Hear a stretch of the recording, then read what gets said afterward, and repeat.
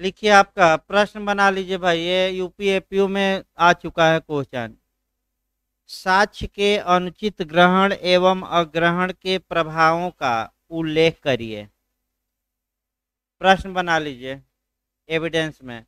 पहले लिखवाया जाएगा, उसके बाद लेक्चर सीआरपीसी में चलेगा। सीआरपीसी अभी एक दो दिन बाद लिखवाई जाएगी। 5-6 क्वेश्चन हो जाए तो एक ही दिन लिखवा देंगे। प्रश्न बनाइए। साक्ष्य के अनुचित ग्रहण एवं अग्रहण, साक्ष्य के अनुचित ग्रहण एवं अग्रहण के प्रभावों का उल्लेख करिए। लिखिए, साक्ष्य के अनुचित ग्रहण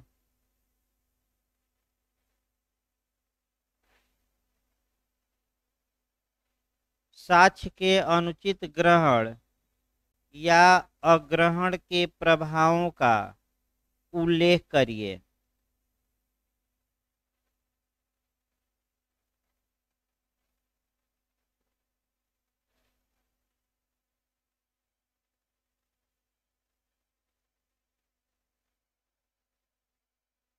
उत्तर लिखिए।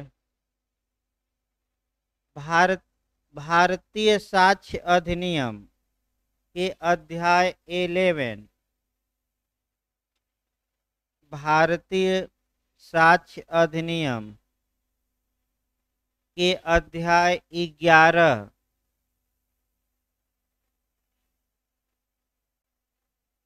अध्याय 11 में धारा 167 में, धारा 167 में साक्ष्य के अनुचित ग्रहण, साक्ष्य के अनुचित ग्रहण या अग्रहण के प्रभावों का उल्लेख किया गया है।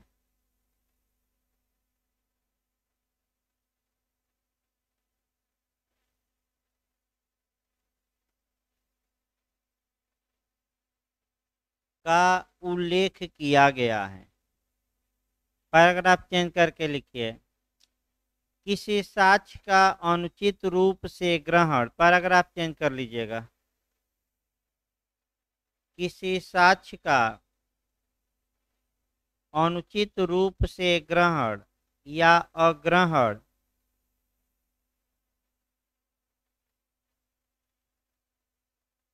स्वयं ही निर्णय को, स्वयं ही निर्णय को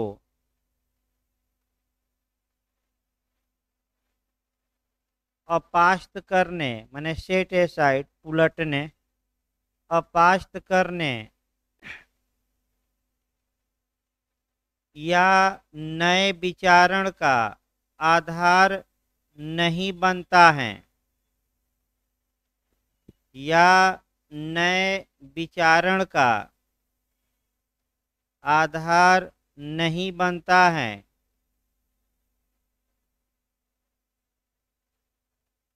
जब तक यह प्रतीत न हो कि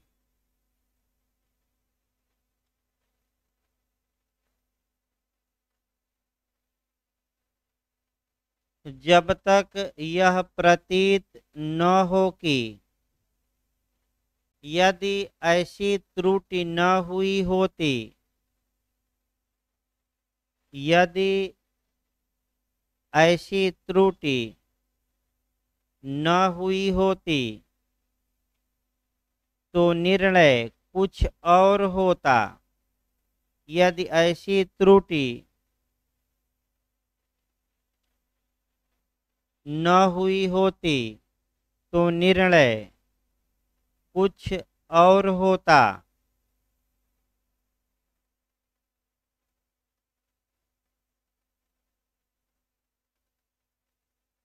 खड़ी पैर देकर इसी लाइन में लिखिएगा। यदि अनुचित रूप से साक्ष्य के ग्रहण,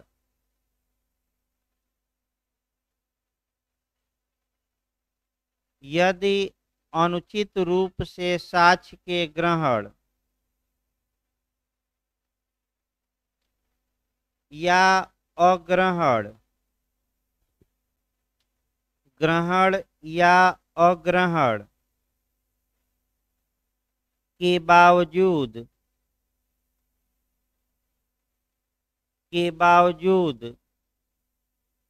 निर्णय अन्य पर्याप्त साक्ष्य पर आधारित था,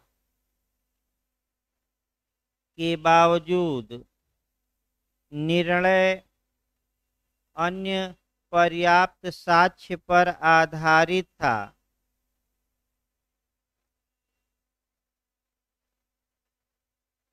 तब ऐसी गलती का,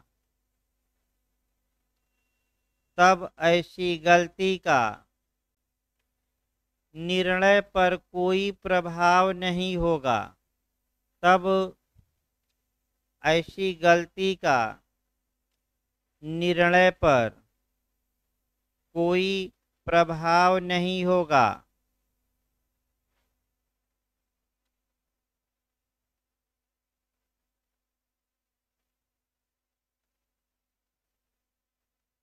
लिखिए केस, पैराग्राफ चेंज करके केस लिखिए। ब्रिजेश चंद्र बनाम दिनेश चंद्र, ब्रिजेश चंद्र बनाम दिनेश चंद्र, ब्रिजेश चंद्र बनाम दिनेश चंद्र, AIR 1946 यानी कि 1946, कलकत्ता उच्च न्यायालय, कलकत्ता हाई कोर्ट का यह निर्णय है, कलकत्ता उच्च न्यायालय। पैराग्राफ चेंज करके लिखिए। प्रस्तुत प्रकरण में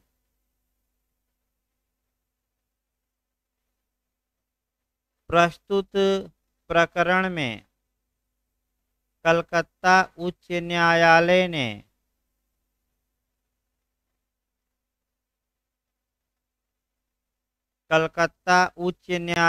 ने इस धारा का उद्देश्य बताते हुए, इस धारा का उद्देश्य बताते हुए यह निर्णय दिया कि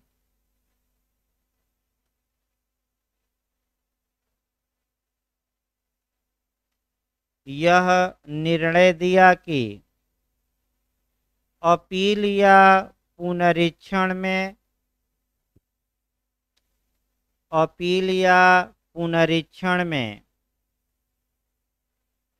कोई भी निर्णय, अपील या पुनरीक्षण में कोई भी निर्णय केवल इस कारण से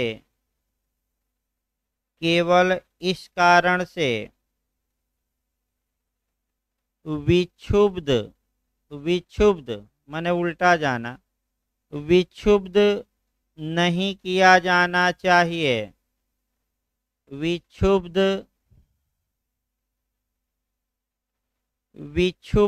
नहीं किया जाना चाहिए कि विचारण न्यायालय द्वारा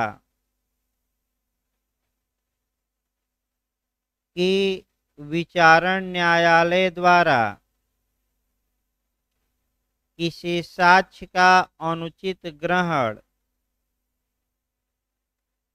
विचारण न्यायालय द्वारा किसी साक्ष्य का अनुचित ग्रहण या अग्रहण किया गया था, अनुचित ग्रहण या अग्रहण किया गया था।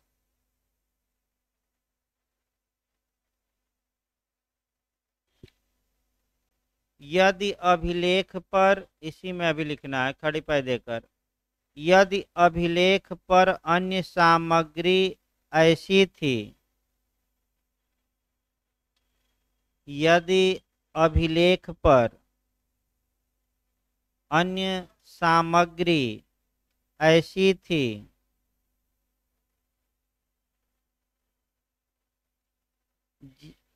जिस पर विनिश्चय न्यायोचित ठहराया जा सकता है, जिस पर विनिश्चय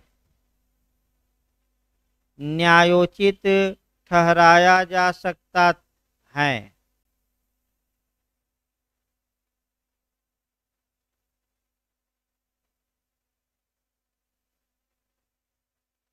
पैराग्राफ चेंज करके लिखिए। धारा 167 के अनुसार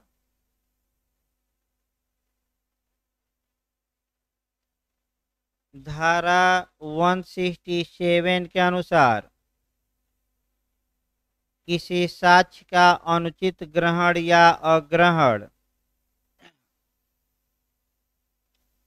किसी साक्ष्य का अनुचित ग्रहण या अग्रहण अपील या पुनरीक्षण में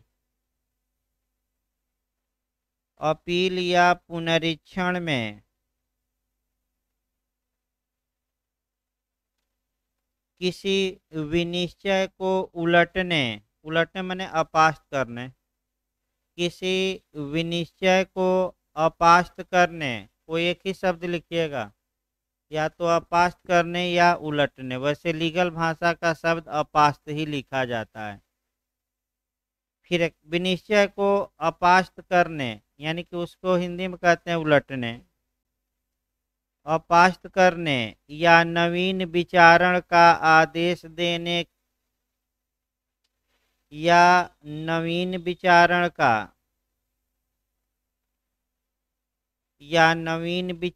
का आदेश देने का आधार नहीं बनाया जा सकता। नवीन विचारण का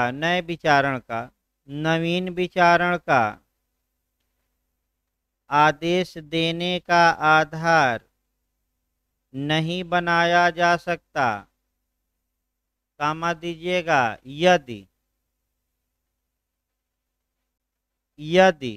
यदि के बाद आप पड़ी पाई दे दीजिए, वह लाइन छोड़ देना, यानी कि ऐसे पड़ी पाई देकर लाइन छोड़ देना, स्मॉल ए में लिखिए।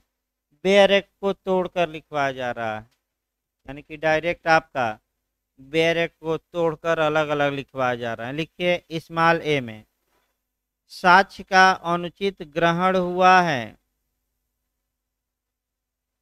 स्मॉल ए में लिखिएगा, साक्ष्य का अनुचित ग्रहण हुआ है, तो उस साक्ष्य के अतिरिक्त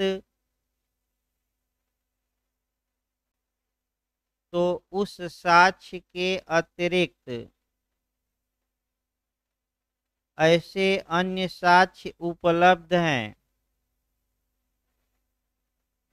तो उस साक्ष्य के अतिरिक्त ऐसे अन्य साक्ष्य उपलब्ध हैं जिसके आधार पर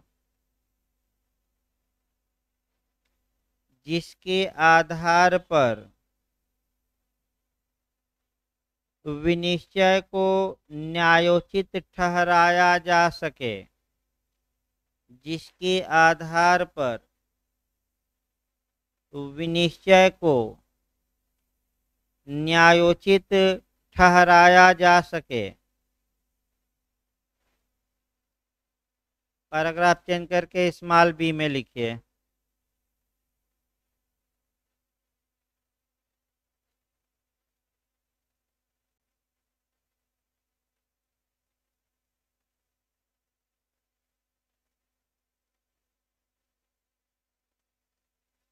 यदि साक्ष्य का अनुचित अग्रहण हुआ हो,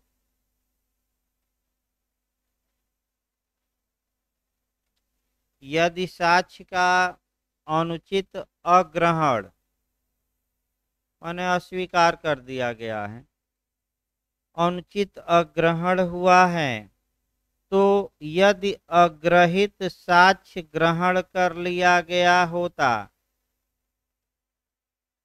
तो यदि अग्रहित साक्ष्य ग्रहण कर लिया गया होता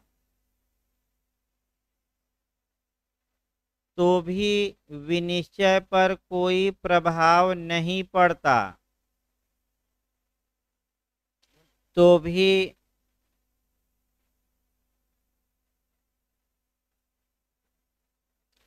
तो भी विनिश्चय पर कोई प्रभाव नहीं पड़ता।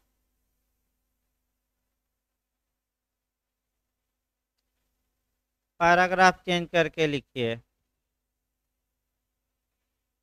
इस अधिनियम की धारा 136 के अनुसार इस अधिनियम की धारा 136 के अनुसार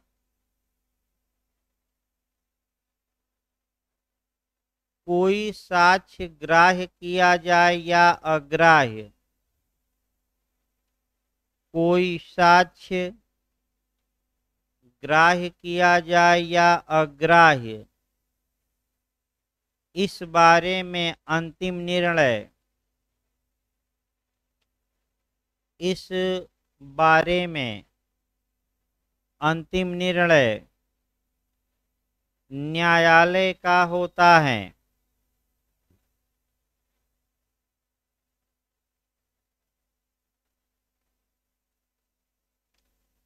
पैराग्राफ चेंज करके केस लिखिए। गोपाल दास श्री टंकर जी, गोपाल दास श्री टंकर, गोपाल दास श्री टंकर, टमाटर वाला टंकर, हाँ Tankar, Tankar ji, AIR 1943 privy council, AIR 1943, Gopal Das Shri Tankar ji, याद है इनाम है, इतना ही लिखिए। AIR 1943 प्रीवी काउंसिल लिखिए। प्रस्तुत वाद में प्रीवी काउंसिल ने प्रीवी काउंसिल ने यह निर्णय दिया कि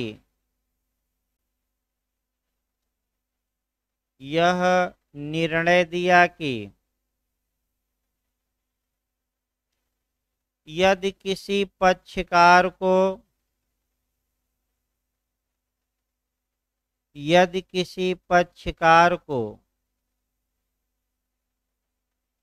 किसी साक्ष्य के ग्रहण या अग्रहण पर आपत्ति हो,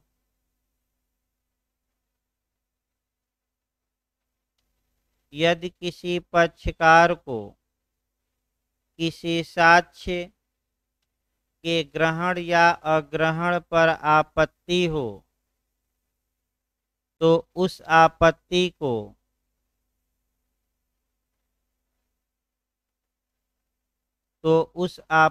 को सर्वप्रथम सुलभ अवसर पर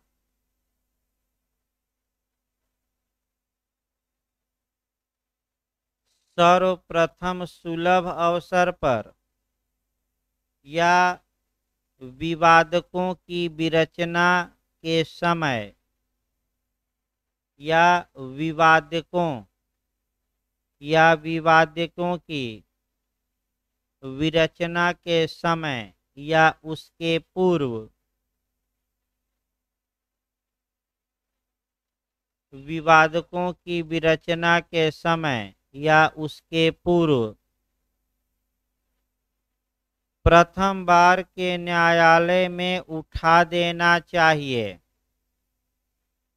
प्रथम बार के न्यायालय में उठा देना चाहिए।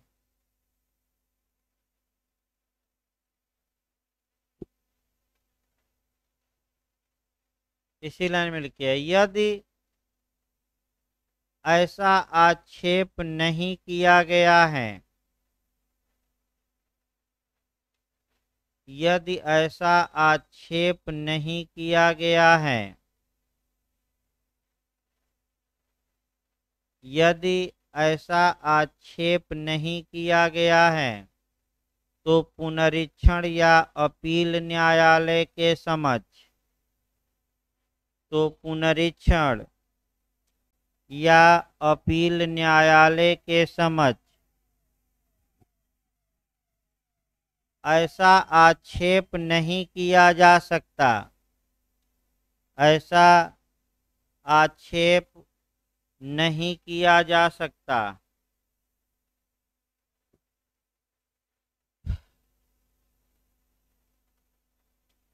अगला प्रश्न बनाइए।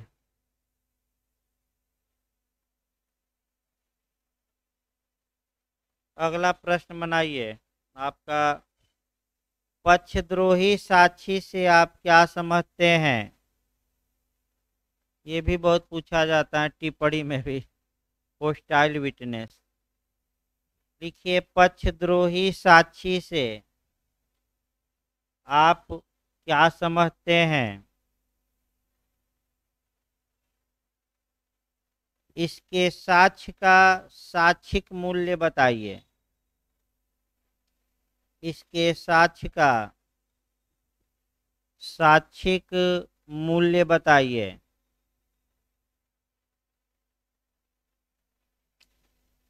भाई टिप्पणी में ही ज़्यादा पूछा जाता है, फिर आपको बता दिया जाए। ये जो क्वेश्चन है आपका, लेकिन बनता है ज़्यादा। लिखिए इसको।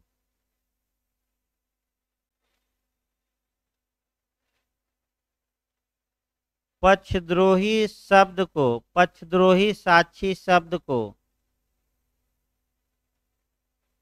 पक्षद्रोही साक्षी शब्द को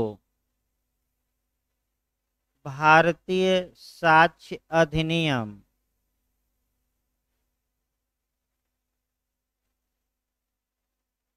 भारतीय साक्ष्य अधिनियम में परिभाषित नहीं किया गया है, परिभाषित नहीं किया गया है।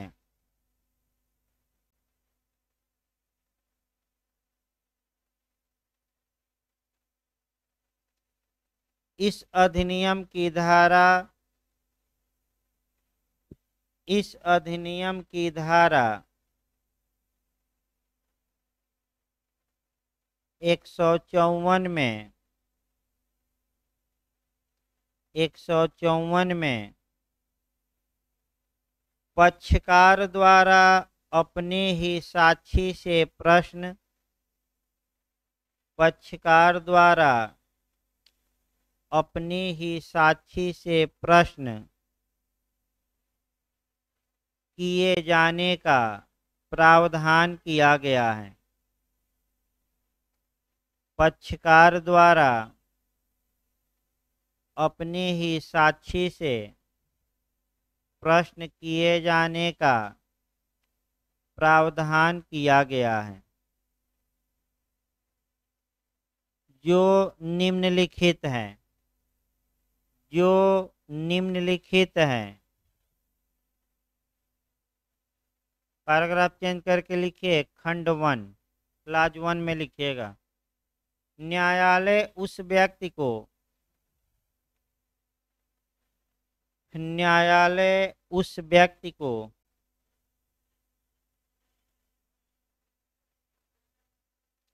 कामा दीजिए जो साक्षी को बुलाता है, न्यायालय उस व्यक्ति को कामा दीजिए जो साक्षी को बुलाता है, फिर कामा देना है, उस साक्षी से कोई ऐसा प्रश्न, उस साक्षी से कोई ऐसा प्रश्न करने की करने की, उस साक्षी से कोई ऐसा प्रश्न करने की अपने विवेकानुसार अनुज्ञा दे सकेगा, अपने विवेकानुसार अनुज्ञा दे सकेगा, कामा दीजिए, जो प्रतिपक्षी द्वारा प्रतिपरीक्षा में किए जा सकते हैं, जो प्रतिपक्षी द्वारा प्रति परीक्षा में किए जा सकते हैं।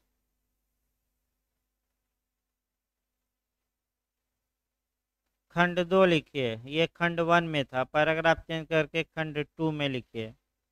इस धारा की कोई भी बात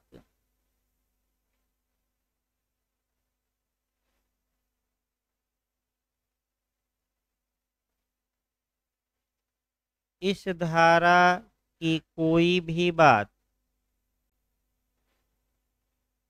उपधारा 1 के अधीन इस धारा की कोई भी बात उपधारा 1 के अधीन इस प्रकार अनुज्ञात व्यक्ति को इस प्रकार अनुज्ञात व्यक्ति को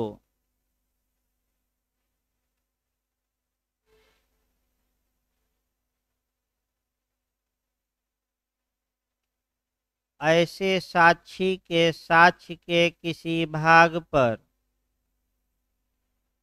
ऐसे साक्षी के साक्ष्य के किसी भाग पर निर्भर करने के हक से निर्भर करने के हक से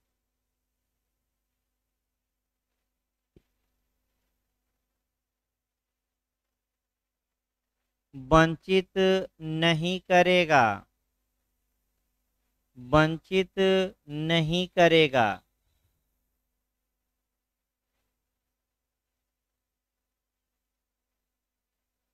पैराग्राफ चेंज करके लिखिए। पक्षद्रोही साक्षी उसे कहा जाता है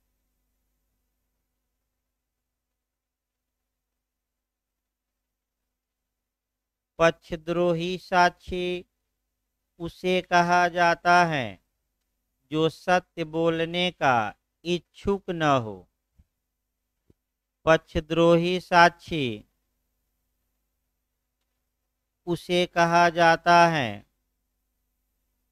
जो सत्य बोलने का इच्छुक न हो। इसी लाइन में लिखिएगा खड़ी पाई देकर। ऐसा साक्षी जो बुलाने वाले पक्षकार के प्रति ऐसा साक्षी जो बुलाने वाले पक्षकार के प्रति निष्ठाहीन हो जाता है निष्ठाहीन हो जाता है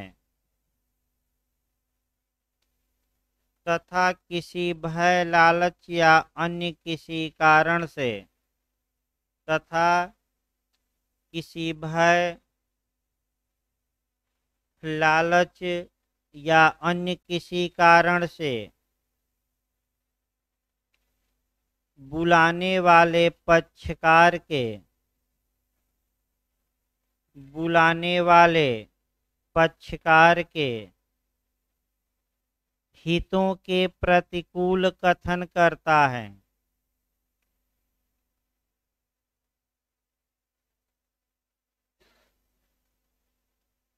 हितों के प्रतिकूल कथन करता है।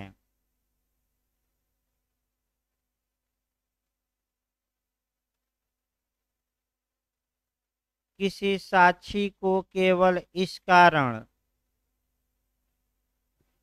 किसी साक्षी को केवल इस कारण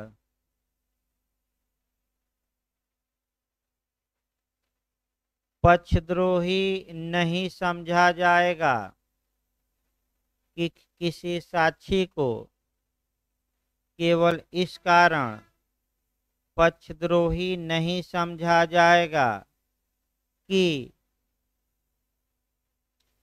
कि वह उसे बुलाने वाले पक्षकार के कि वह उसे बुलाने वाले पक्षकार के अनुकूल उत्तर नहीं देता है। वह उसे बुलाने वाले पक्षकार के अनुकूल उत्तर नहीं देता है।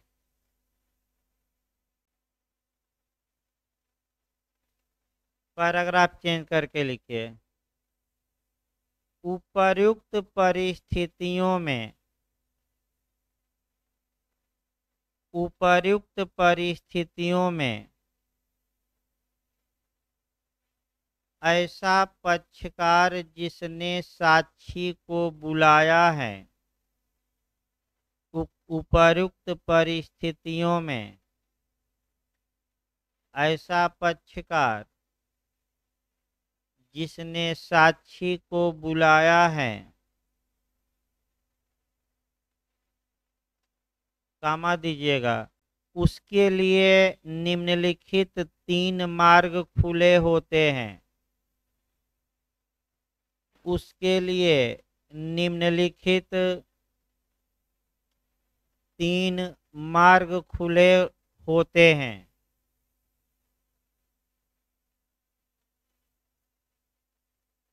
जिनमें से वह सभी या किन्हीं मार्ग को अपना सकता है।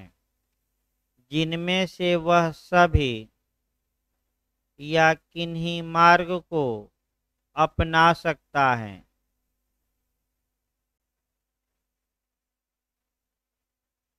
जो निम्नलिखित हैं। जो निम्नलिखित हैं। फर्स्ट लिखिए। फर्स्ट में लिखिएगा, यदि वह तथ्य जिसके साबित करने की प्रत्याशा यदि वह तथ्य, फर्स्ट में लिखिएगा, 3 मार्ग हैं उसके पास। यदि वह तथ्य जिसके साबित किए जाने की प्रत्याशा साक्षी से की जाती है,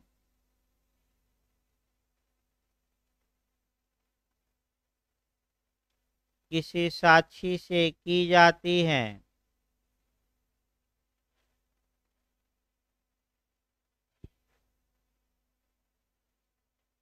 कामा दीजिए, विवादक या सुसंगत तथ्य हैं। विवादक या सुसंगत तथ्य हैं, तो साक्षी को बुलाने वाला पक्षकार तो साक्षी को बुलाने वाला पक्षकार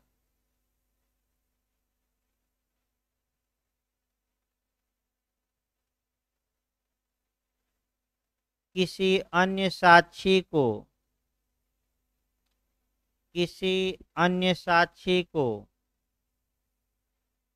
उस तथ्य का साक्ष्य देने के लिए किसी अन्य साक्षी को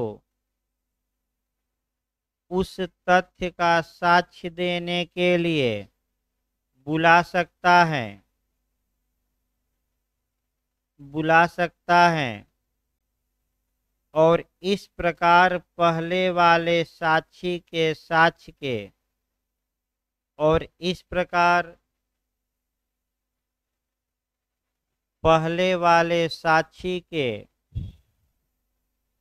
साक्ष्य के प्रतिकूल प्रभाव को नष्ट कर सकता है। प्रतिकूल प्रभाव को नष्ट कर सकता है।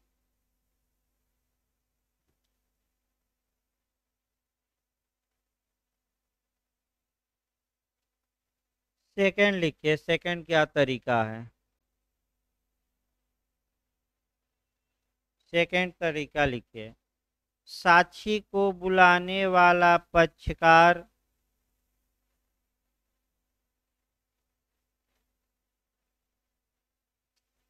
साक्षी को बुलाने वाला पक्षकार न्यायालय की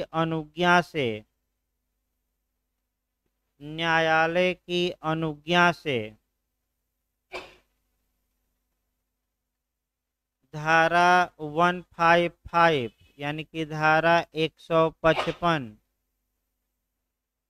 धारा 155 यानी कि धारा 155 में वर्णित प्रकार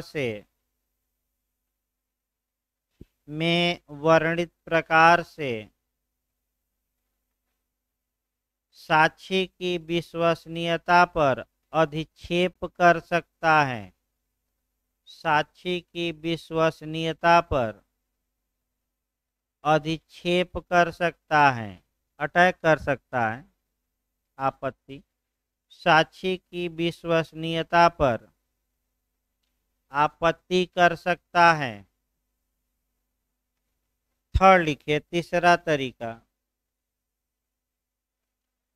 साक्षी को बुलाने वाला पक्षकार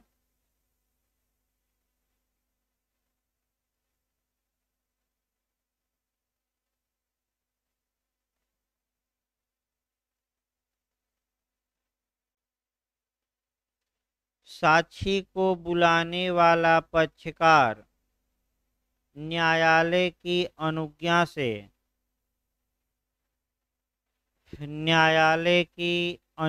से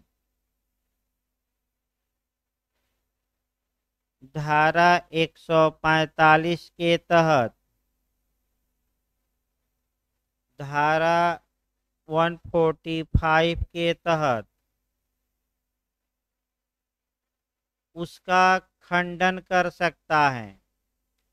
उसकी बातों का लिखिएगा, उसकी बातों का खंडन कर सकता है। 145 में खंडन है, ये झूठ बोल रहा है, खंडन कर सकता है।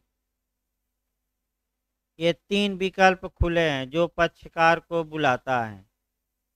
पैराग्राफ चेंज करके केस लिखना। अब लिखिए, रामचंद्र बनाम स्टेट, रामचंद्र बनाम राज्य, रामचंद्र बनाम राज्य।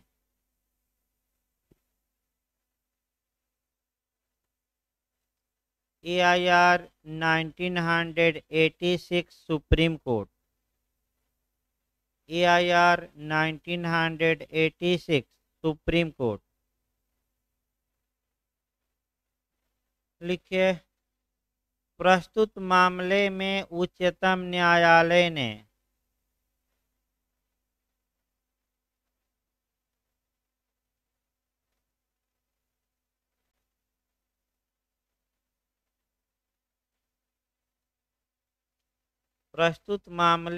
उच्चतम न्यायालय ने यह निर्णय दिया कि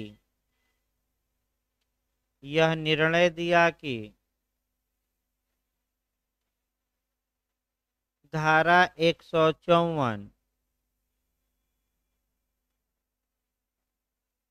एक विवेकीय प्रावधान है। धारा 154 एक विवेकीय प्रावधान है।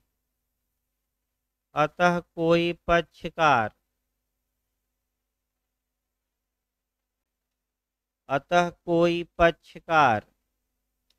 अपने साक्षी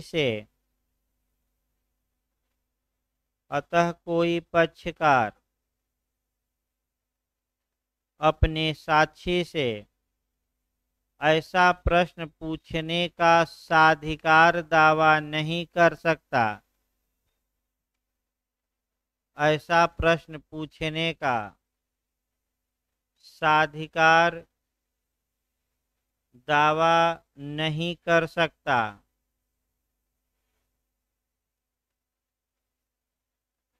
जो अन्यथा विपक्षी द्वारा जो अन्यथा विपक्षी द्वारा प्रति परीक्षा में किए जाते हैं, जो अन्यथा विपक्षी द्वारा प्रति परीक्षा में किए जाते हैं। इसका दो कारण है। इसका दो कारण है।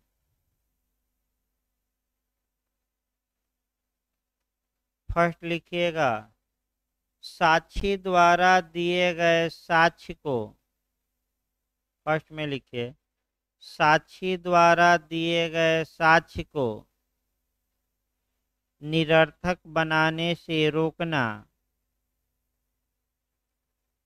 निरर्थक बनाने से रोकना।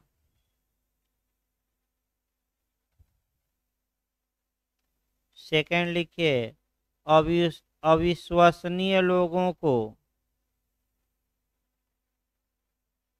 अविश्वसनीय लोगों को साक्षी के रूप में, अविश्वसनीय लोगों को साक्षी के रूप में न्यायालय में पेश होने से रोकना,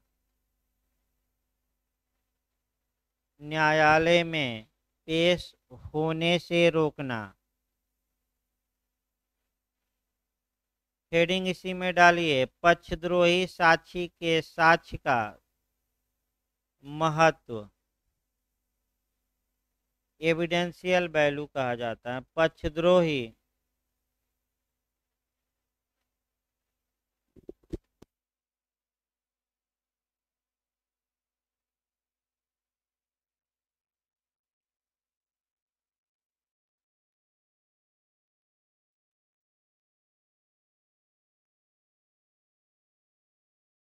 लिखिए भाई, आपका पक्षद्रोही साक्ष्य के साक्ष्य का महत्व यानी कि एविडेंशियल वैल्यू। लिखिए पैराग्राफ चेंज करके। तो इस अधिनियम की धारा 154, इस अधिनियम की धारा 154 के खंड 2 में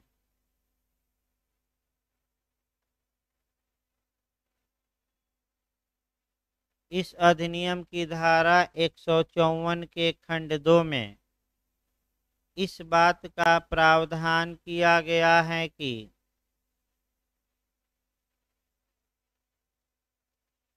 इस बात का प्रावधान किया गया है कि किसी साक्षी के पक्षद्रोही, किसी साक्षी के पक्षद्रोही हो जाने के बावजूद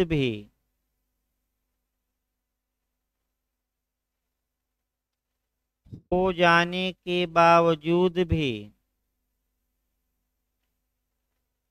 उस साक्षी को पेश करने वाला पक्षकार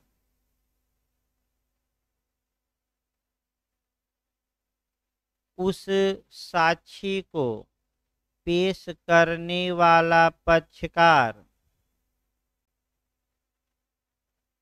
ऐसे साक्षी के साक्ष्य के किसी भाग पर, ऐसे साक्षी के साक्ष्य के किसी भाग पर निर्भर हो सकेगा, ऐसे साक्षी के साक्ष्य के किसी भाग पर निर्भर हो सकेगा। यानी कि ये कह सकेगा कि भले यह होस्टाइल हो गया है, इसकी कुछ बातें स्वीकार की जाए, ये कह सकता है किसी भाग को क्या किया जाए, स्वीकार किया जाए, क्योंकि ये जो भाग हैं ये हमारे क्या हैं, फेवर में। ये आपका स्पष्ट लिखा गया है। वो भले नकारात्मक जो भाषा खंड 2 में लिखी गई हैं उसको हमने सीधे सीधे सकारात्मक भाषा में लिखवाया। अब आपका जब ये लिख देंगे तो कोई केस का सहारा लेना पड़ेगा जिसमें सुप्रीम कोर्ट ने आपका एविडेंशियल वैल्यू बताया था और वही केस लिखना है। लिखिए, आपका केस लिखिए। भगवान सिंह बनाम हरियाणा राज्य। भगवान सिंह बनाम हरियाणा राज्य के वाद में उच्चतम न्यायालय ने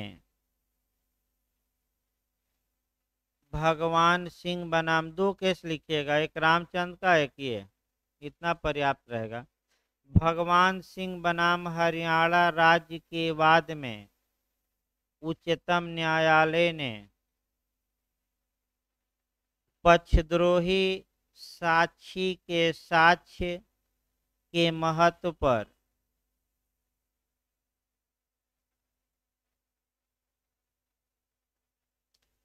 पक्षद्रोही साक्षी के साक्ष्य के महत्व पर प्रकाश डालते हुए यह कहा कि प्रकाश डालते हुए यह कहा कि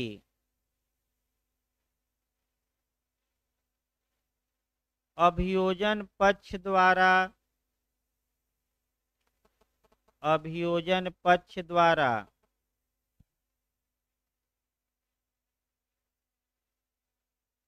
पक्षद्रोही घोषित किए गए साक्षी के अभियोजन पक्ष द्वारा पक्षद्रोही घोषित किए गए साक्षी के साक्ष्य को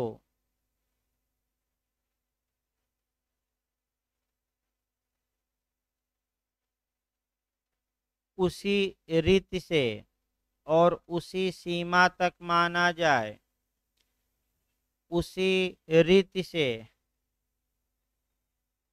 और उसी सीमा तक माना जाए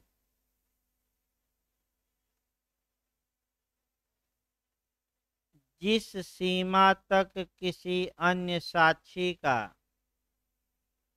जिस सीमा तक किसी अन्य साक्षी का साक्ष्य माना जाता है, जिस सीमा तक किसी अन्य साक्षी का साक्ष्य माना जाता है,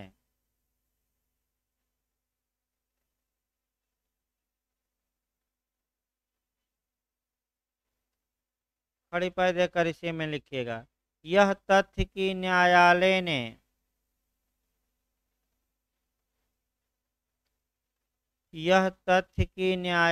ने अभियोजन पक्ष को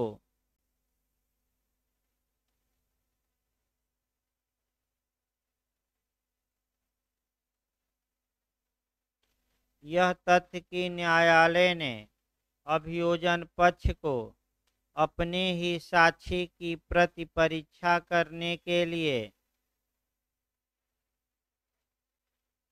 अपने ही साक्षी की प्रति परीक्षा करने के लिए अनुज्ञात कर दिया था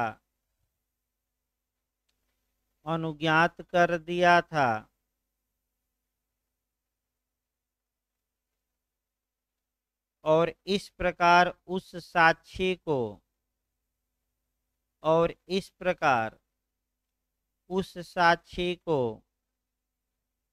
पक्षद्रोही साक्षी मान लिया गया था और इस प्रकार उस साक्षी को पक्षद्रोही साक्षी मान लिया गया था, उसके साक्ष्य को पूर्णतः मिटा नहीं देता है, उसके साक्ष्य को पूर्णतः मिटा नहीं देता है।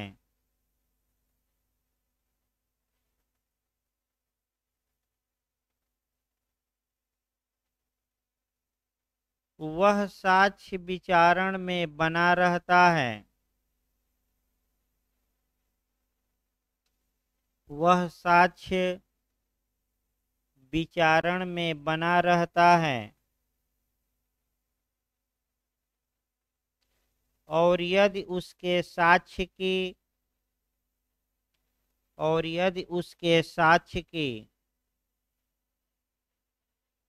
अन्य विश्वसनीय साक्ष्य से यदि उसके साक्ष्य की अन्य विश्वसनीय साक्ष्य से संपुष्टि हो जाती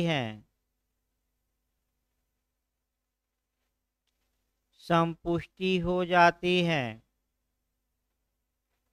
तो उस साक्ष्य के आधार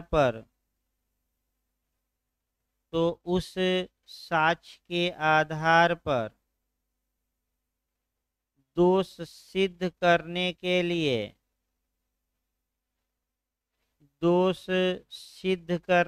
लिए विधिक वर्जन नहीं है। विधिक वर्जन नहीं है।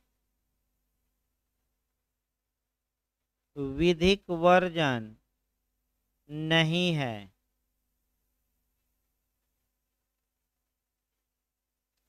अगला प्रश्न बनाइए।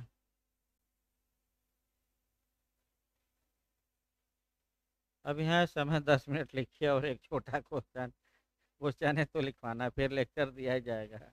स्पीड बढ़ाइए अब आपका, ताकि कल से भाई नया चैप्टर शुरू किया जाए। एक दो क्वेश्चन है बीच में, के दिन लिखवा देंगे।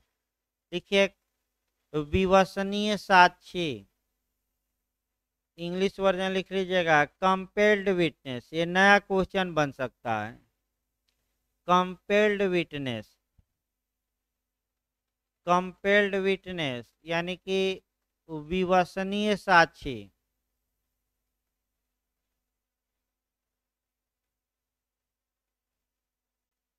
विश्वसनीय ना लिख दीजिएगा, विवसनीय आप लिखिए मजबूर किया गया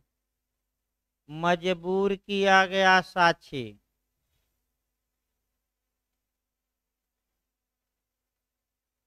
या बाध्य किया गया साक्षी।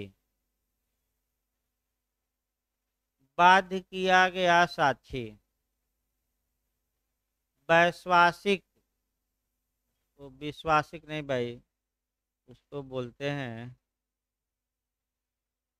हाँ, जो विवश कर दिया गया हो, मजबूर कि तुम बोलो। जैसे मौर्य जी रहते तो अच्छा उदाहरण होता, नहीं थे तो उदाहरण सब रुक गए हैं। जैसे वो चाय पीने नहीं जा रहे थे, लेकिन कुछ लोगों ने विवश कर दिया कि चलो क्या करो, चाय पियो। मैंने अपनी यानी कि इच्छा के विपरीत होते हुए भी उनको क्या करना पड़ा, चाय पीना पड़ा। ये नया क्वेश्चन इस समय आ सकता है, एक दो नया क्वेश्चन भी बनाइए। लिखिए आपका विवसनीय साक्षी शब्द को, उत्तर लिखिए इसका।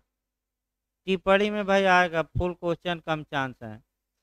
विवसनीय साक्षी शब्द को भारतीय साक्ष्य अधिनियम में परिभाषित नहीं किया गया है। विवसनीय साक्षी शब्द को भारतीय साक्ष्य अधिनियम में परिभाषित नहीं किया गया है।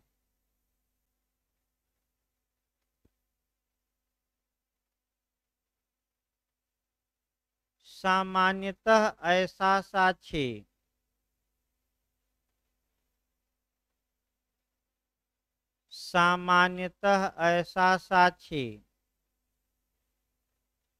जिसे प्रश्न का उत्तर देने के लिए बाध्य किया जाए, सामान्यतः ऐसा साक्षी जिसे प्रश्न का उत्तर देने के लिए बाध्य किया जाए, उसे विवसनीय साक्षी कहा जाता है, उसे विवसनीय साक्षी कहा जाता है। इस बारे में प्रावधान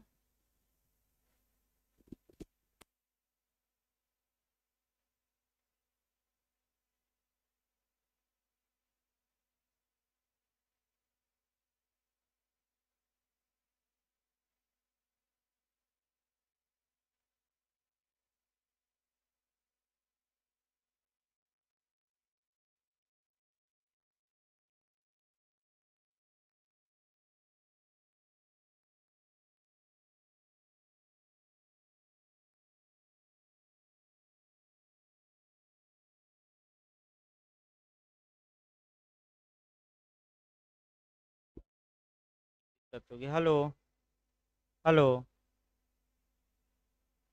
हेलो, आवाज नहीं आ रही क्या? देखिए, आपका जो क्वेश्चन बनता है, कंसेप्चुअल कुछ क्वेश्चन भी बनते हैं।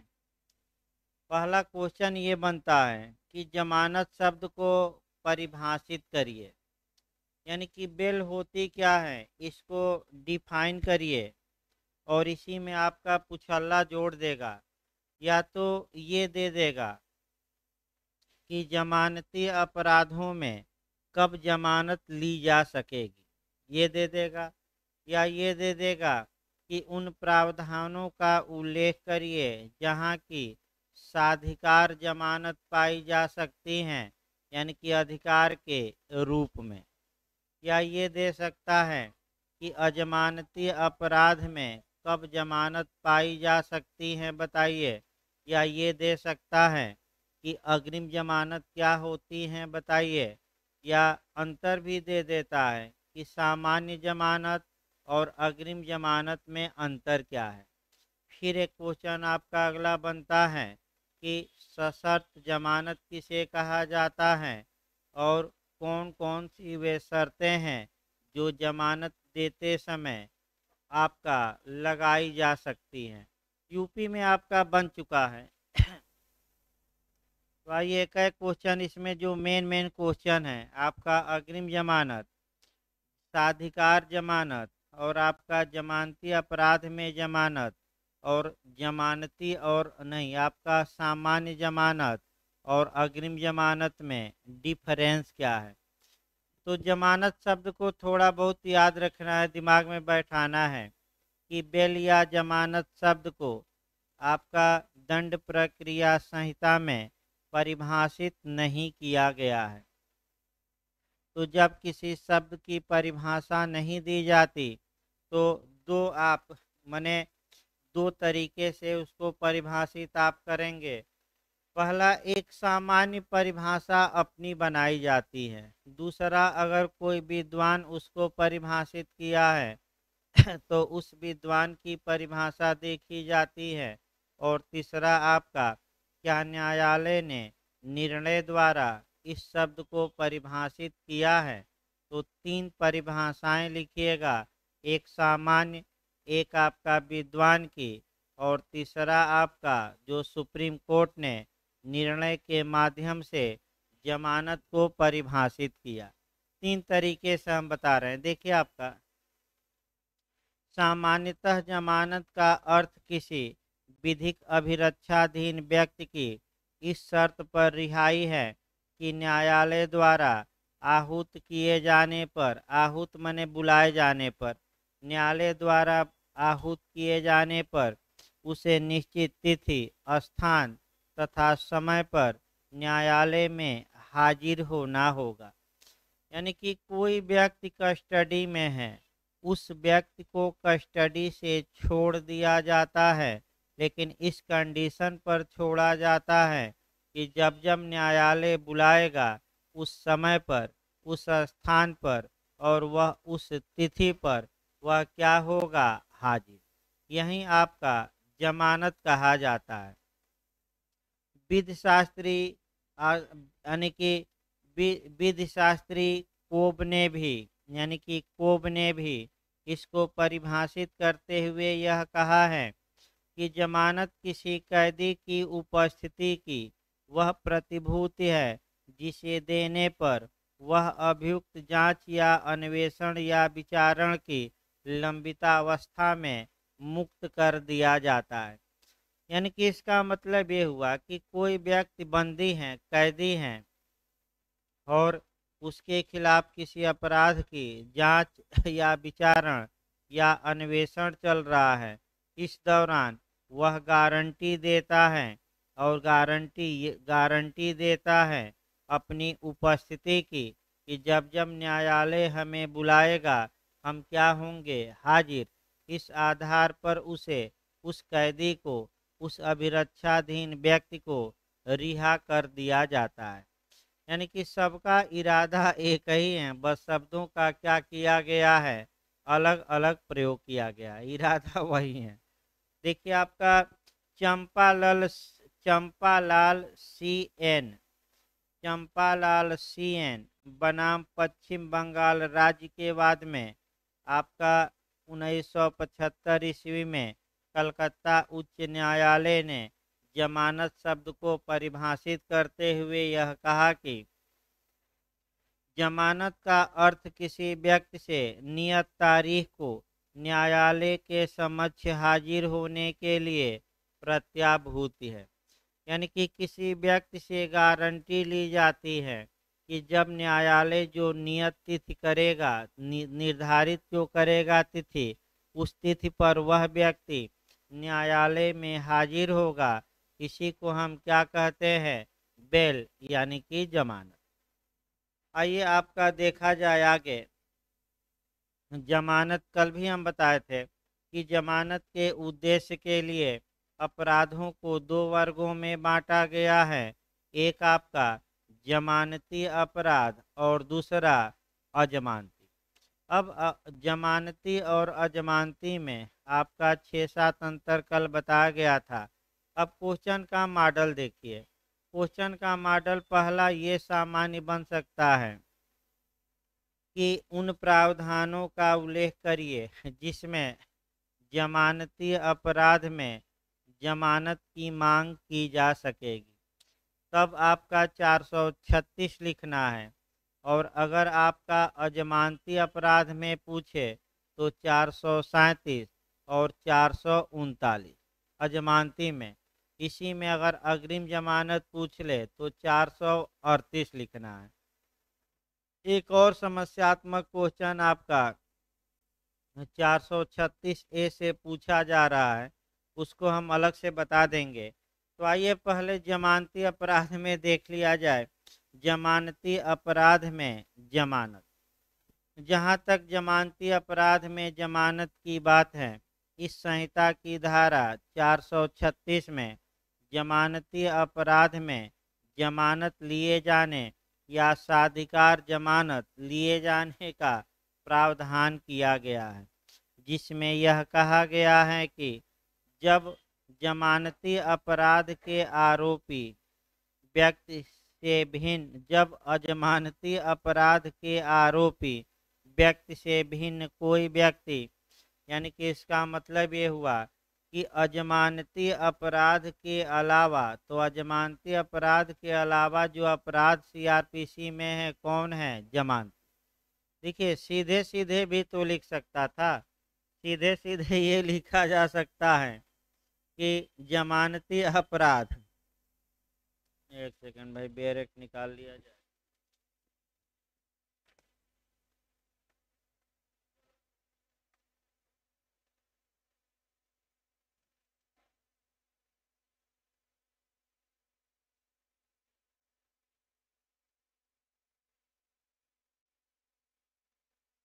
देखिए जब अजमानती अपराध के अभियुक्त व्यक्ति से भिन्न कोई व्यक्ति पुलिस थाने के भार साधक अधिकारी द्वारा वारंट के बिना गिरफ्तार या निरुद्ध किया जाता है। पहले इतना शब्द समझिए, यानी कि यह जो 436 धारा का क्लास 1 है, यह तब लागू होगा जब कोई जब अजमानती अपराध से भिन्न अपराध किया हो अभियुक्त। अजमानती अपराध से भिन्न अपराध का मतलब जमानती अपराध किया हो। फिर दूसरा पॉइंट ये है कि अभियुक्त व्यक्ति से माने इसके अलावा भिन्न, अगर पुलिस थाने के भार साधक अधिकारी द्वारा वारंट के बिना गिरफ्तार या निरुद्ध किया जाता है, यहाँ भी आपको समझना है कि अगर वारंट न्यायालय ने गिरफ्तारी का वारंट जारी किया था तब क्या होगा और ये धारा कब लागू होगी। तो अगर न्यायालय ने गिरफ्तारी का वारंट जारी किया है तो उसका नियम अलग है। 436 केवल तब लागू होगी जब वारंट के बिना जमानती अपराध में किसी व्यक्ति को गिरफ्तार किया गया हो। ये भी सतर्क रहना है। निरुद्ध माने बंदी बनाया गया हो, डिटेन करना, उसकी चेष्टाओं को रोक देना, अलग अलग शब्द हैं भाई। देखिए हर एक शब्द मैं फिर बता दूं, ला में कोई भी शब्द किसी शब्द का पर्यायवाची नहीं होता।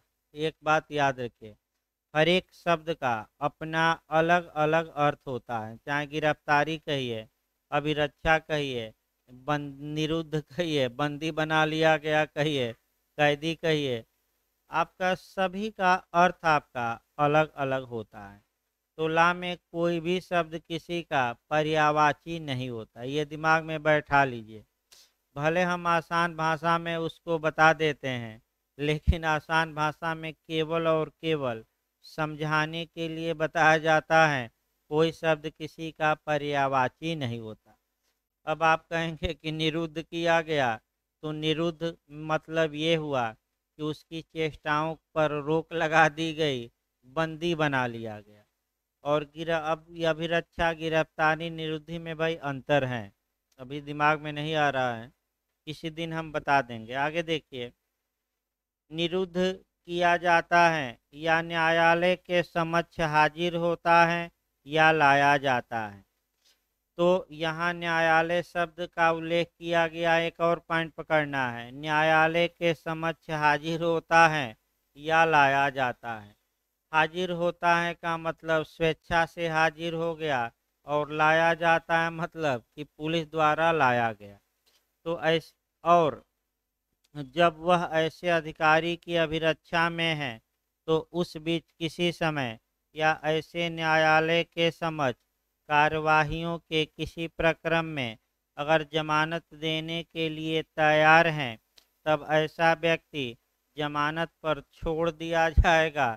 यानी कि कौन ऐसे व्यक्ति को जमानत पर जमानती अपराध में जमानत देने में कौन सक्षम है, तो दो प्राधिकारी सक्षम हो गए, एक न्यायालय और एक पुलिस अधिकारी। यानी कि थाने का भार साधक अधिकारी थाने से ही जमानत दे सकता है पहला, और दूसरा कोई न्यायालय जिसके समक्ष अभियुक्त लाया जाता है या हाजिर होता है, वह भी जमानत देने में सक्षम है।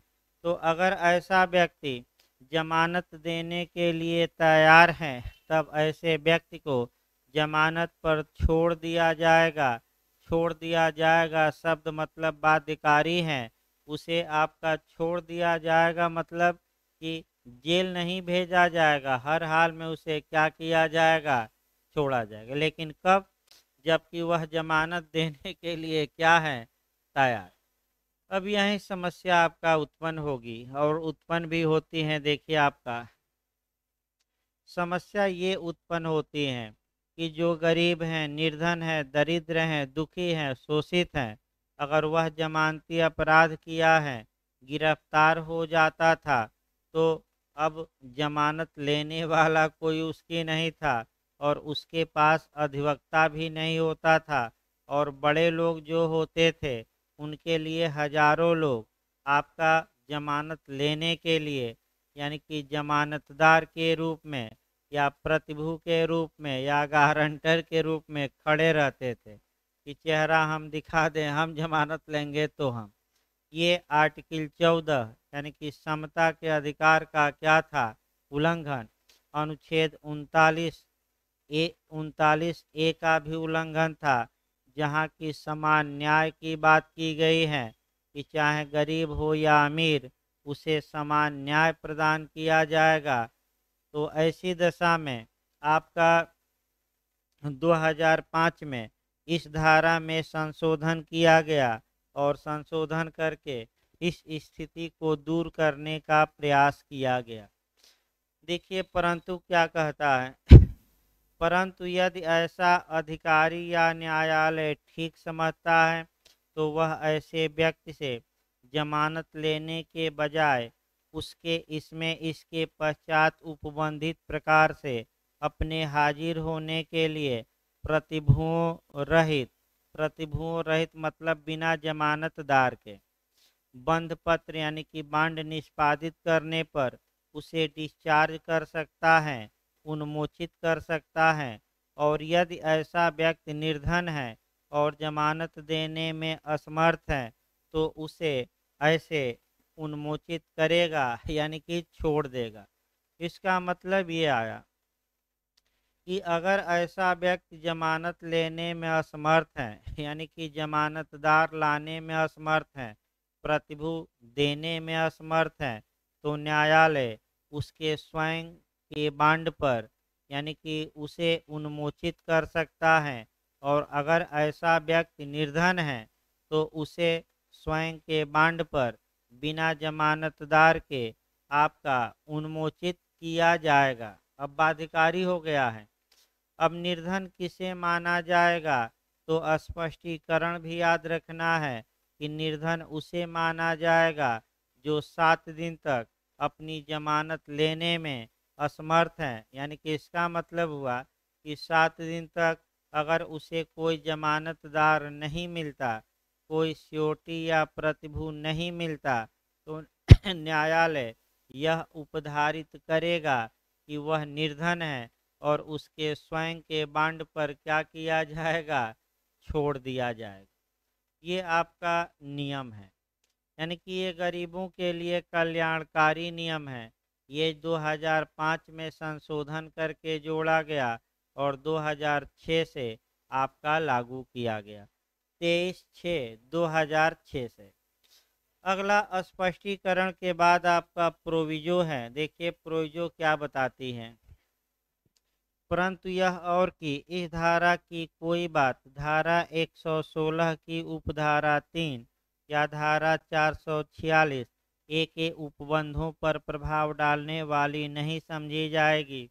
इसका मतलब ये हुआ कि अगर किसी व्यक्ति को धारा 116 के क्लाज 3 के तहत गिरफ्तार किया गया है या 446 ए के प्रावधानों के तहत, तो भले वह जमानती अपराध हो, इससे कोई मतलब नहीं है। और 436 के प्रावधान लागू होंगे कि नहीं होंगे, नहीं होंगे। अब उतना डिटेल में नहीं लिखा जाता, आपका समझने के लिए अब इंटरव्यू का ये क्वेश्चन है, मेंस में बस इतना लिख देना है। अब खंड 2 देखिए। खंड 2 आपका ये है कि खंड 2 देखिए, उपधारा 1 में किसी बात के होते हुए भी जहाँ कोई व्यक्ति हाजिरी के समय और स्थान के बारे में जमानत पत्र की शर्तों का अनुपालन करने में असफल रहता है। इसका मतलब ये हुआ कि आपका जमानत यानी कि उसे जमानत दी गई थी, मामला जमानतीय था और जमानत में इस शर्त पर दी गई थी कि जब जब न्यायालय उसे बुलाएगा उस समय, उस तिथि को और उस समय, उस स्थान पर और उस तिथि को वह हाजिर होगा।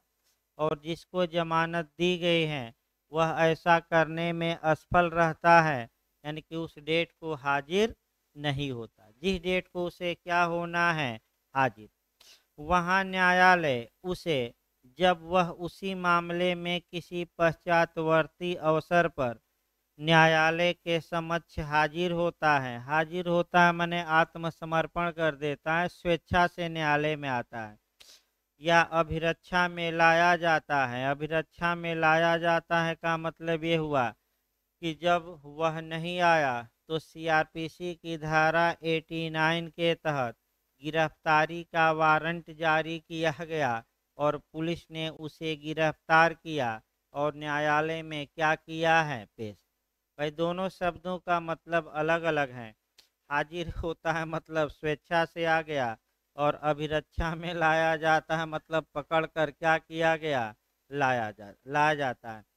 जमानत पर छोड़ने से इनकार कर सकता है, यानी कि न्यायालय अब उसे भले ही वह जमानती अपराध किया हो, जमानत पर छोड़ने से क्या कर सकता है, इनकार। और ऐसे किसी इनकारी का ऐसे जमानत पत्र से आबद्ध किसी व्यक्ति से धारा 446 के अधीन उसकी शास्ति देने की अपेक्षा करने की न्यायालय की शक्तियों पर कोई प्रतिकूल प्रभाव नहीं पड़ेगा। इसका मतलब ये हुआ कि ये सही बात है कि इस धारा में जमानत का निरस्तीकरण नहीं लिखा है, बस ये लिखा है कि अगर वह पश्चातवर्ती अवसर पर न्यायालय में हाजिर होता है या लाया जाता है उसी मामले में, तो अब न्यायालय माने अब वह साधिकार जमानत की मांग नहीं कर सकता। लेकिन न्यायालय की जो शक्ति 446 में है उस पर इसका प्रभाव नहीं पड़ेगा। तो 446 में क्या है कि जो लोग पहली बार उसकी जमानत लिए थे और बांड भरे थे, अब न्यायालय उस बांड को क्या कर लेगा, जब्त। और जब्त करके 446 के तहत जमानत को क्या कर देगा, निरस्त। यानी कि देखिए कहीं भी धारा में ये सही बात है कि जमानत के निरस्तीकरण की बात न करके जमानत देने से डिनाई की बात की गई है।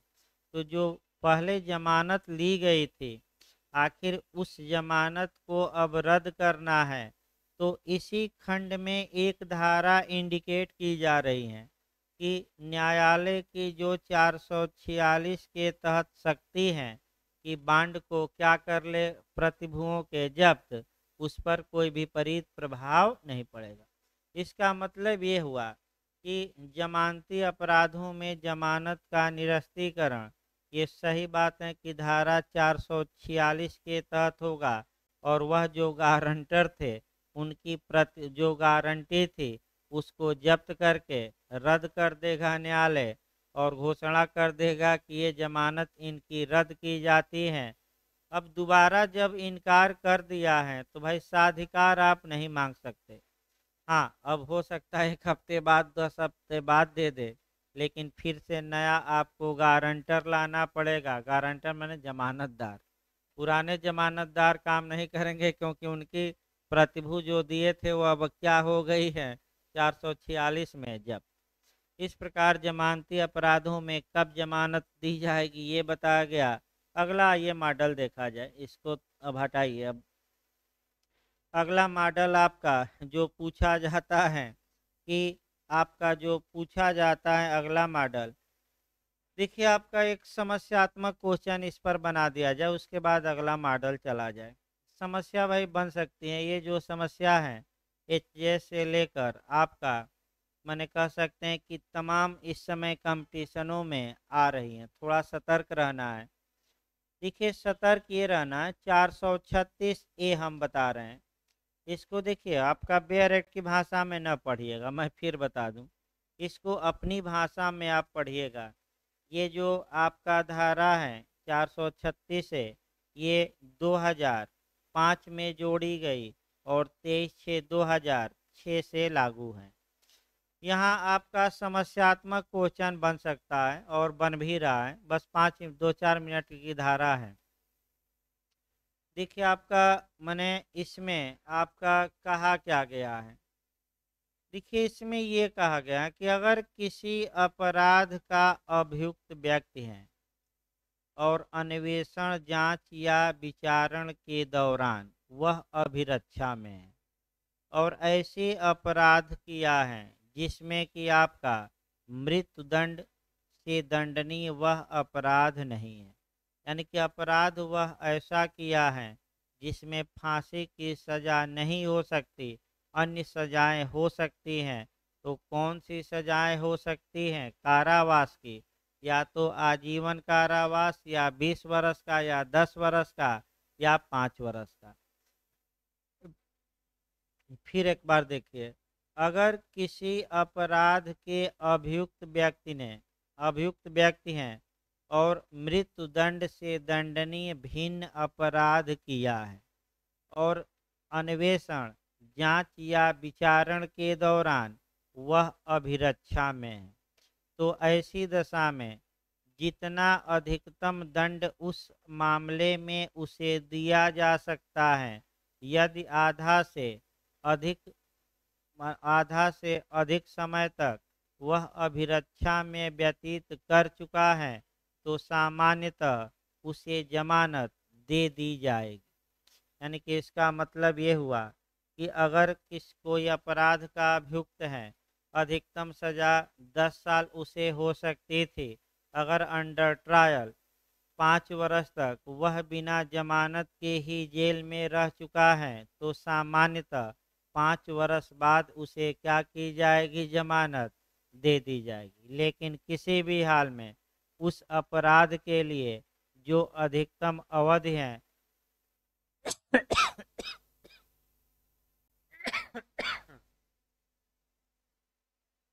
लेकिन किसी भी हाल में उस अपराध के लिए जो अधिकतम कारावास की अवधि है, उससे अधिक दिनों तक उसे अभिरक्षा में यानी कि जेल में नहीं रखा जाएगा। यानी कि उदाहरण, 2-3 उदाहरण थोड़ा गौर करिए। यहाँ आईपीसी की एक धारा आपको कोरिलेट करनी पड़ेगी 57, यानी कि आईपीसी की एक धारा भी कोरिलेट करनी पड़ेगी। कौन सी धारा? 57। पहले एक उदाहरण सामान्य देखिए। एक अभियुक्त है अंडर ट्रायल, यानी कि अभी जांच विचारण अन्वेषण चल रहा है, वह गिरफ्तार करके जेल भेजा जाता है। ऐसे अपराध में वह ऐसा अपराध किया है जिसमें अधिकतम सजा 10 वर्ष तक हो सकेगी। तो सामान्य नियम ये आया कि अगर वह 5 साल तक जेल व्यतीत कर चुका है, तो सामान्यतः अब उसे जमानत दे दी जाएगी। लेकिन किसी भी हाल में, हर हाल में उसे कितने दिन से अधिक जेल में नहीं रखा जाएगा, जमानत दी ही जाएगी 10 साल, यानी कि जो अधिकतम आपका सजा है। अब यही नियम आपका मृत्यु दंड से दंडनीय मामलों में यह धारा 436 से लागू नहीं होगी, दिमाग में बैठा लीजिए। लेकिन आजीवन कारावास से दंडनीय मामलों में यह धारा लागू होगी। तो समस्या ये है कि अब आजीवन कारावास का जब आधा निकालना है, तो धारा 57 आईपीसी दिमाग में बैठाना पड़ेगा कि जब आजीवन कारावास का आधा निकालना है, तो धारा 57 आईपीसी कहती है कि दंड भिन्नों की गणना करने में आजीवन कारावास को 20 वर्षों के तुल्य या इक्वल या समान माना जाएगा। यानी कि आधा निकाल लीजिए, कितना हुआ, 10 साल। तो अगर कोई व्यक्ति अपराध किया है, अधिकतम सजा आजीवन कारावास हो सकती है, बिना जमानत के 10 साल तक जेल में रह चुका है, तो सामान्यतः अब उसे जमानत दे दी जाएगी। लेकिन किसी भी हाल में कितने दिनों से अधिक जेल में नहीं रखा जाएगा अंडर ट्रायल, यानी कि बिना निर्णय आया 20 साल। अभी भी आपका समय ज़्यादा ही है, कोई कम नहीं है। तो आपका, लेकिन एक फिर याद रखिए, एक अपवाद है। ये जो मामला आया, ये तमाम मामले बिहार के आए। बिहार में ही आपका ज़्यादा समस्या ये सब आई थी कि रुदल शाह का केस आया और कई सालों तो ऐसे ही वो दंड भुगतता रहा, और आपका राज्य सरकार के कर्मचारियों की गलती के कारण।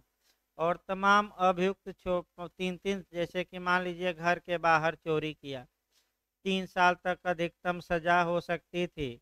और सुप्रीम कोर्ट में ये दिखाया गया कि 5-5 वर्ष से ऐसे अब अभियुक्त जेल में पड़े हैं, न कोई जमानतदार है और न कोई कुछ है, अपराध जमानती हैं, तो क्या 3 साल अधिकतम सजा ही हो सकती है।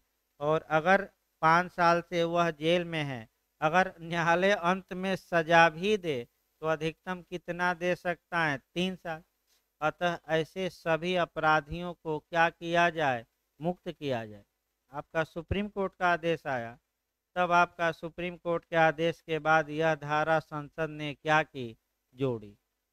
मने भाई आपका तमाम केस आया, आपका ये अखफोड़वा कांड आया था और फिल्म भी बनी है गंगा जल अखफोड़वा कांड पर। अखफोड़वा कांड कौन सा, खत्री, खत्री का केस आया था। और भी तमाम केस आए थे आपका बिहार का। आपका आगे देखिए, आपका ये 436 है, आपका समस्यात्मक क्वेश्चन बन सकता है। इसके बाद आपका जो क्वेश्चन बनता है, फिर हम बता दें, वह ज़्यादातर जो चांस रहता है 438 का रहता है। आपका एंटीसिपेटरी बेल या अग्रिम जमानत। इसके बाद हम सशर्त जमानत बताएंगे। देखिए आपका अग्रिम जमानत या एंटीसिपेटरी बेल क्या होती है। तो जब भी देखिए क्या पूछा जा सकता है कि अग्रिम जमानत कब दी जा सकती है, उन प्रावधानों का उल्लेख करिए। तो पहला नियम यह है कि 4-5 लाइन भूमिका बांधिए और उसके बाद आपका 438 का बेयर एक्ट ही लिखना है।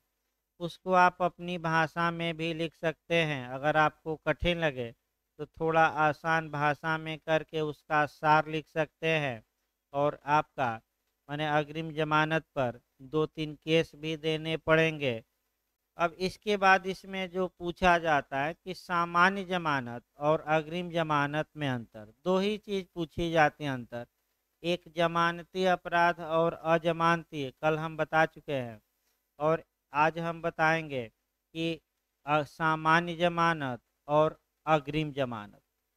देखिए आपका अग्रिम जमानत कैसे शुरुआत करेंगे। देखिए आपका माने इंटरव्यू के लिए तो तमाम जगह से इसको जोड़ा जाता है।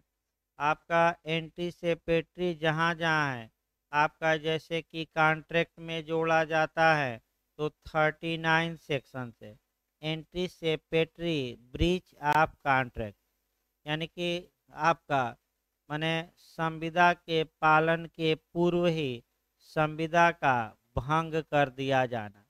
हिंदी में भाई अलग अलग नाम दे सकता है, प्रत्याशित जमानत, गिरफ्तारी के पूर्व जमानत, गिरफ्तारी की आशंका वाले व्यक्ति मने की जमानत। लेकिन प्रत्याशित जमानत या पूर्वकालिक जमानत भी आपका कह सकते हैं, आपका पूछी जा सकती है। या निवारक जमानत एक नया शब्द है, प्रिवेंटिव आपका बेल। प्रिवेंटिव बेल का मतलब ये हुआ कि हमें बेल दे दिया जाए ताकि हमें गिरफ्तार न किया जाए, हमारी गिरफ्तारी को क्या किया जाए, निवारित। तो फिर एक बार देखिए आपका कैसे शुरुआत करेंगे। पहले एक कंसेप्ट बना लीजिए, अग्रिम जमानत, 2-3 नियम बनाइए तब आपका शुरू किया जाए। अग्रिम जमानत के बारे में प्रावधान आपका सीआरपीसी की धारा 438 में है, पहला नियम। दूसरा, अग्रिम जमानत केवल और केवल नॉन बेलेबल ऑफेंस में, यानी कि अजमानती अपराध में ही मांगी जा सकती है। केवल 2 न्यायालय सक्षम है सीआरपीसी के तहत, एक सत्र न्यायालय और दूसरा उच्च न्यायालय, यानी कि आपका एक कोर्ट ऑफ सेशन और दूसरा हाई कोर्ट। अग्रिम जमानत अगर हाई कोर्ट या कोर्ट ऑफ सेशन ने दे दिया, इसका मतलब क्या होता है, ये भी सतर्क रहना है, इंटरव्यू का क्वेश्चन है। इसका मतलब ये हुआ कि अग्रिम जमानत का मतलब ये हुआ, ये निर्देश दिया जाता है कि जब इन्हें गिरफ्तार किया जाए तो जमानत पर क्या किया जाए, छोड़ दिया जाए। अब एमपी और इत्यादि राज्यों में ये बना कि क्या गिरफ्तार किया जाएगा कि नहीं, तो आप कहेंगे कि गिरफ्तार किया जाता है, लेकिन ये निर्देश रहता है कि गिरफ्तारी के बाद आप क्या दे दीजिए, जमानत। तो आभासी गिरफ्तारी होती है। आभासी मतलब ये हुआ कि दरोगा जी जाकर घर पर बैठे और वहीं कागज पत्थर पर क्या करा लिए, साइन। आभासी कहिए। ये नहीं कि पकड़ कर जेल लाइए। आपका कागज दिखाया तो वही अपना बांड नोट जो भी भरना था क्या किया गया, भर दिया गया। अग्रिम जमानत सुप्रीम कोर्ट के अनुसार हमेशा के लिए नहीं दिया जाना चाहिए, कुछ सीमित समय के लिए दिया जाना चाहिए और देते समय आपका शर्तें भी लगाई जा सकती हैं। अब कौन कौन शर्तें लगाई जा सकती हैं ये भी हमें देखना है। इसको हम कहते हैं कंडीशनल बेल, यानी कि सशर्त जमानत। आगे भी हम बताएंगे। तो देखिए अब शुरू किया जाए आपका अग्रिम जमानत शब्द को आपका सीआरपीसी में स्पष्टतः परिभाषित नहीं किया गया है। अग्रिम जमानत का मतलब होता है या अग्रिम जमानत का यह अर्थ होता है कि किसी व्यक्ति को गिरफ्तारी के पूर्व ही जमानत दे देना, यानी कि किसी व्यक्ति को गिरफ्तारी के पूर्व ही जमानत दे दी जाती है।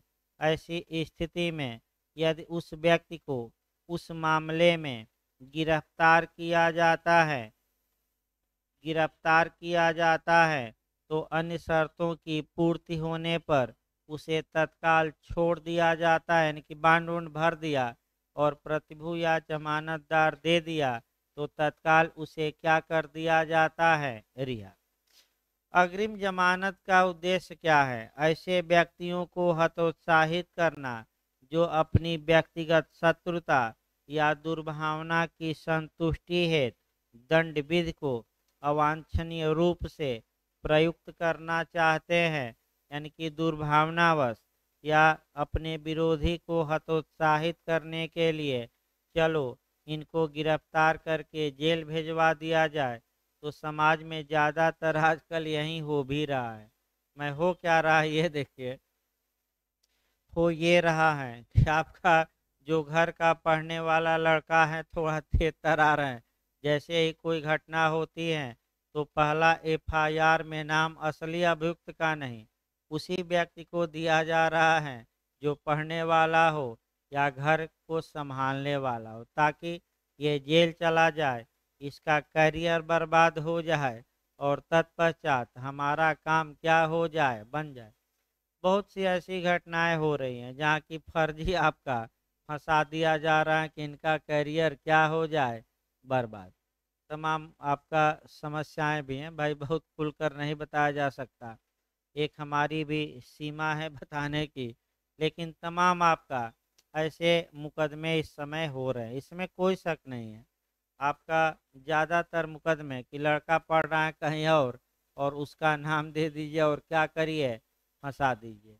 लेकिन मैं फिर सतर्क कर रहा हूँ अगर आपके खिलाफ कोई एफआईआर है तो फार्म भरते समय इस बात का जरूर उल्लेख करिए कि हमारे खिलाफ ये मुकदमा है, क्योंकि आप सेलेक्ट भी हो जाते हैं। अगर आयोग ज्वाइन नहीं कराता तो आप हाई कोर्ट से लड़कर ज्वाइनिंग पा सकते हैं कि जब तक हम अंडर ट्रायल हैं तब तक हमें ज्वाइन कराया जाए।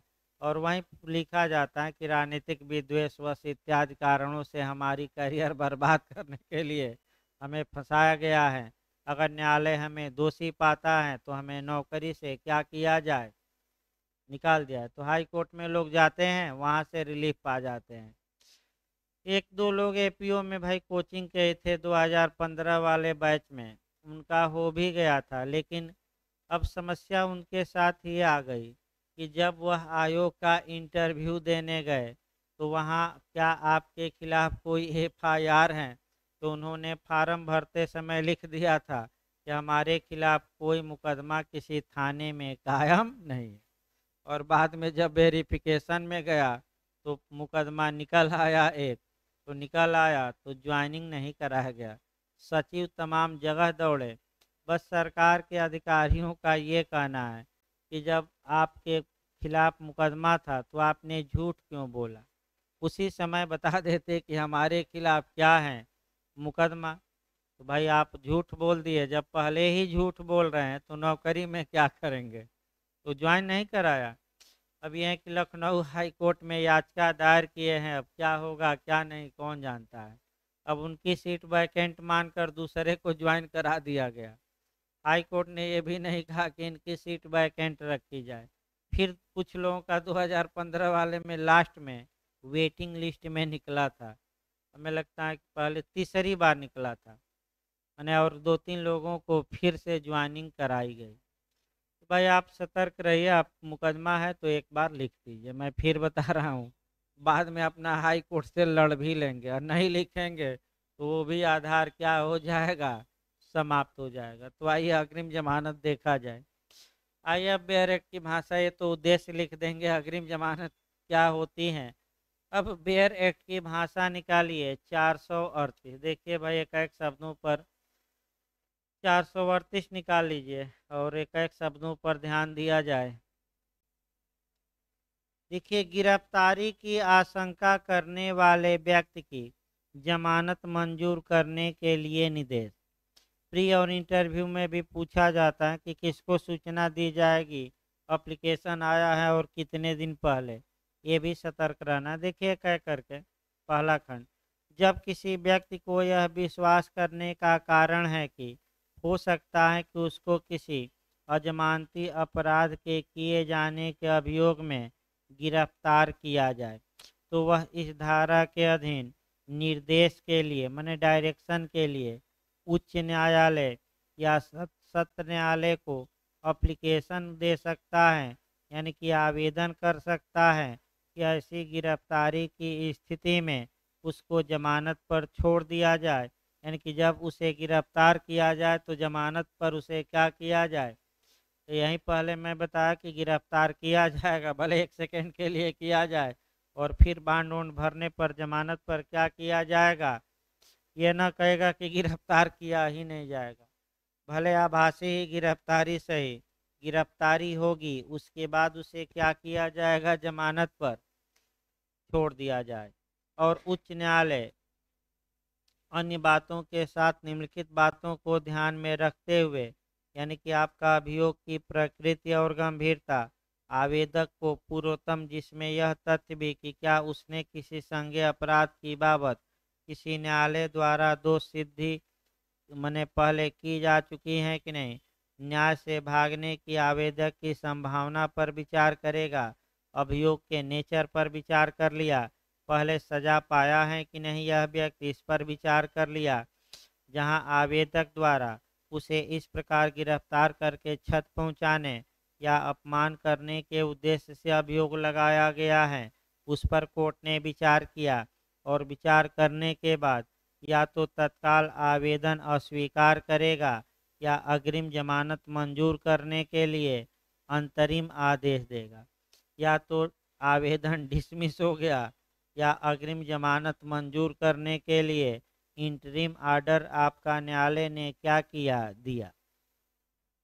परंतु यह कि जहां यथास्थिति उच्च न्यायालय या सत्र न्यायालय ने इस उपधारा के अधीन कोई अंतरिम आदेश पारित नहीं किया है या अग्रिम जमानत मंजूर करने के लिए आवेदन को अस्वीकार कर दिया है, तो ऐसी दशा में पुलिस अधिकारी के लिए यह विधिपूर्ण होगा कि वह ऐसे व्यक्ति को वारंट के बिना क्या कर ले, यानी कि इसका मतलब ये हुआ कि जब आप कोर्ट ऑफ सेशन या हाई कोर्ट में एप्लीकेशन लगाए हैं, तो जब तक कि हाई कोर्ट या कोर्ट ऑफ सेशन कोई अंतरिम आदेश पारित नहीं करता या अगर आपका आवेदन खारिज कर दिया, तो पुलिस को ये अधिकार है कि आपको वारंट के बिना तब तक क्या कर ले, गिरफ्तार।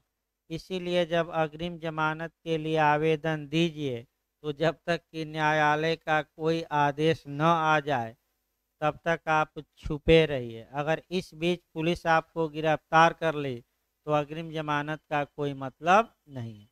तो कई लोग जाकर अधिवक्ता के साय में छुप जाते हैं।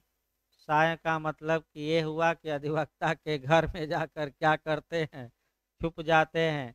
अधिवक्ता साहब पैसा भी लेते हैं और कहते हैं कि यहाँ कोई पुलिस वुलिस नहीं आएगी, यहाँ आराम से पड़े रहो, खाओ पियो ऐश करो, और आपका यहाँ कोई आने वाला नहीं, बस पैसा पैसा पैसा, यानी कि क्या दो, पैसा दे दो। कई ऐसे अधिवक्ता है जो अपने घर में भाई ऐसे लोगों को क्या करते हैं, क्योंकि आपका जल्दी घर में तो प्रवेश नहीं करेगी। अगर जैसे ही अंतरिम कोई आदेश दिया गया, स्टे लग गया गिरफ्तारी पर, यानी कि अग्रिम जमानत के लिए अंतरिम आया, तो अब बल्ले बल्ले हो गई। अगर आवेदन खारिज, तो अब वकील साहब कहेंगे कि जाओ और थाने में जाकर क्या कर दो, आत्मसमर्पण। और पैसा वाला है तो कहाँ चला जाएगा? अब सुप्रीम कोर्ट कहेगा कि अभी छुपे रहो, हम कहाँ से तुम्हें अग्रिम जमानत दिलवा देंगे।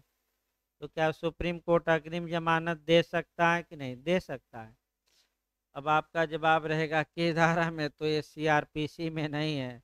सुप्रीम कोर्ट अनुच्छेद 145 के तहत, याद रखें इंटरव्यू का क्वेश्चन है, नियम बनाता है और उन्हीं नियमों के तहत जमानत मंजूर या डिनाई इत्यादि के बारे में नियम बनाता है और उन नियमों के तहत क्या देता है? जमानत। तो नहीं हुआ तो अब गिरफ्तार हुए जाइए, अब क्या है? अब क्या होगा? अब नहीं अगला देखिए, खंड 1A देखिए, जहां न्यायालय उपधारा 1 के अधीन अंतरिम आदेश मंजूर करता है, माने कुछ समय के लिए गिरफ्त आपका जमानत देता है, वहां वह तत्काल एक सूचना जो 7 दिवस से और न्यून की सूचना न होगी के साथ ऐसे आदेश की एक प्रति न्यायालय द्वारा आवेदन को अंतिम रूप से सुनवाई के समय लोक अभियोजक को सुनवाई का उचित अवसर देने की दृष्टि से लोक अभियोजक और पुलिस अधीक्षक को देगा। ये भी आपका क्वेश्चन इंटरव्यू में और प्री में बनता है, लिखना ही पड़ेगा अपनी भाषा में। देखिए, जहां उच्च न्यायालय या सत्र न्यायालय अंतरिम आदेश देता है, कोई अंतरिम आदेश मतलब कि कुछ समय के लिए इनकी गिरफ्तारी पर हम क्या लगाते हैं? रोक। यानी कि कुछ समय के लिए हम अग्रिम जमानत देते हैं, इंटरिम अवस्था, माने हमेशा के लिए नहीं। तो अंतिम आदेश देने से पहले ऐसा न्यायालय आपका सूचना देगा। तो कम से कम कितने दिन पहले सूचना देगा? 7 डेज। और किसको सूचना देगा ये याद रखिए, तो पब्लिक प्रोसिक्यूटर यानी कि लोक अभियोजक और उस जिले के पुलिस अधीक्षक यानी कि एसपी को और लोक अभियोजक को। क्यों देगा? ताकि ये लोग भी अंतिम सुनवाई में आके और अपना क्या रखें? पक्ष। तो ये सूचना कम से कम कितने दिन पूर्व इनको दी जाएगी सुनवाई के? 7 दिन। भाई किसको दिया जाएगा? सतर्क रहना है, लोक अभियोजक को और पुलिस अधीक्षक। कितने दिन? अंतिम सुनवाई के कितने दिन पहले?